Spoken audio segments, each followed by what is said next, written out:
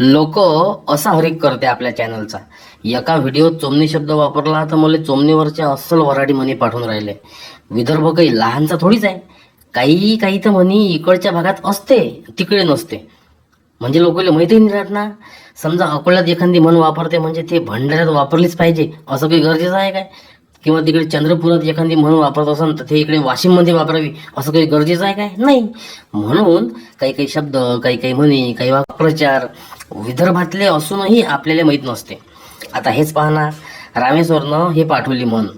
हे म्हण काय आहे? लेकरं ना बाय, चोमनी वाजवी टाय. बाय म्हणजे बाळ आणि टाय म्हणजे टाळ.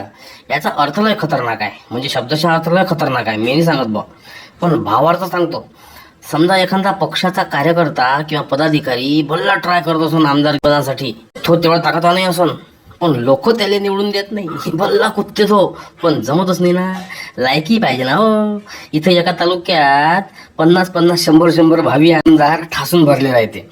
निवडणुका आल्या का सारेच बाहेर निघते बिळाच्या. पण विकास एकाच्याच पोटी जन्माला येईन ना. बाकीचे 99 राहते ट्राय कुटत. एखादा MPSC वाला पोरगा राहते बिचारा, 15-15 वर्षापासून अभ्यास करते. प्रत्येक वर्षी घरचीले सांगते का मय जमतेच म्हणते आता, पण ते काही जमत नाही बिचाराचं. एखादा आमदार मंत्रीपद भेटासाठी कुत्र्यासारखा करते. मुख्य नेत्याच्या मांग मांग फिरते. भल्ला लाचार होते बिचारा. मोठ्या नेत्याला भल्ला खुश ठेवते. ते बट्टी याचा लय ठिकाणी वापर करून घेते, पण मंत्रीपद देत नाही. मंत्रीपदी वर्णी लागते त्या दुसऱ्या पक्षातून आलेल्या माणसाची. म्हणजे बाकीचे भले गाभण राहते, याची म्हैस गाभण नाही राहत. म्हणजे भल्ला प्रयत्न करते पण जमत नाही. यालेच म्हणते लेकरांना बाय, चोमनी वाजवी टाय.